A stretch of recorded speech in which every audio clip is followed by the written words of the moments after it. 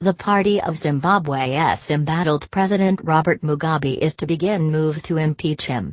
A ZANU-PF official said a motion to strip him of the presidency would be presented to Parliament on Tuesday, and the process could take just 2 days.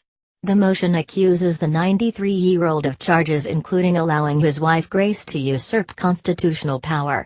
Military leaders, who last week intervened, said he will meet his exiled former vice president soon. Emmerson Mnangagwa fled Zimbabwe after Mr. Mugabe stripped him of his position, seen by many as a way clearing the way for his wife to succeed him as leader. The move riled top army officials, who stepped in and put Mr. Mugabe under house arrest, though he nominally remains the president. The military said they have planned a roadmap with Mr. Mugabe for the future. On Sunday, despite intense pressure, Mr. Mugabe surprised many by refusing to resign, instead in a TV speech vowing to preside over next month's ZANU-PF Party Congress. Impeachment proceedings are set to go ahead after a deadline set by the party for Mr. Mugabe to stand down came and went.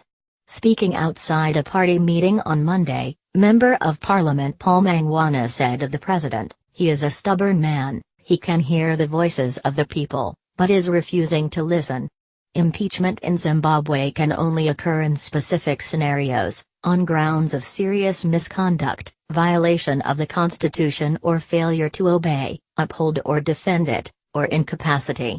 The main charge is that he has allowed his wife to usurp constitutional power when she has no right to run government. But she is insulting civil servants, the vice president, at public rallies. They are denigrating the army, those are the charges, Mr. Mangwana said. He has refused to implement the Constitution of Zimbabwe, particularly we had elections for the provincial councils, but up to now they have not been put into office. He added that the process, which some experts had thought would be lengthy, could be fast-tracked and completed by Wednesday, because the charges are so clear.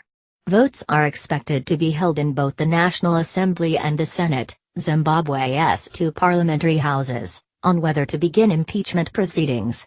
If they pass by a simple majority, a joint committee from both chambers will be appointed to investigate removing the president. Then, if the committee recommends impeachment, the president can then be removed if both houses back it with 2/3 majorities. The opposition has tried and failed to remove Mr. Mugabe using this process in the past.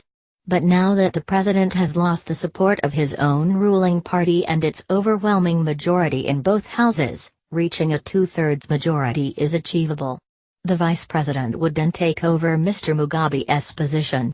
The military, which supports Mr. Mnangagwa, would like to see him step into that role. But when he was removed from office, Felix Limfoko, a known supporter of Grace Mugabe, became vice president, and in theory would assume the presidential role. It is not clear if Mr. Mnangagwa could be restored to his former position, and military leaders simply said the public would be advised on the outcome of talks between Mr. Mugabe and his former deputy.